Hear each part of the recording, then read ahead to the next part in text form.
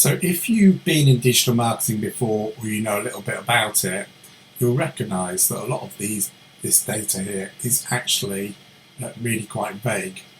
So at this point, we're not necessarily interested in the exact figures. So what this is doing is it's giving a generalisation, okay, of what those values of those keywords are. So what are more important?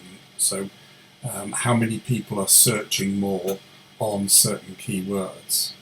So the reason the data is so vague is because if you can imagine 10,000 servers in a row, you update server number 1, it takes time to populate all the other servers. So what's going to happen is if we do a search on exactly the same term, you might be looking at server 500, I'm looking at server 55,000. The data is going to be different. At this stage, we are not interested really necessarily in the exact numbers.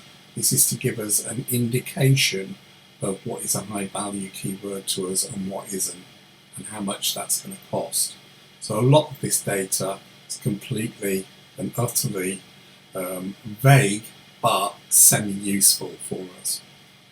So what we actually need to do is the only way to get truly accurate data for your business is through the paid advertising, unfortunately.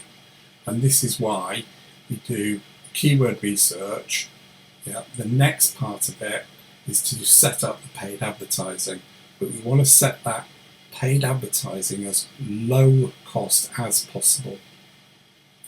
And this is what's going to bring in the actual data that is unique to your business. It's the only way to do it. There isn't any other ways to do it.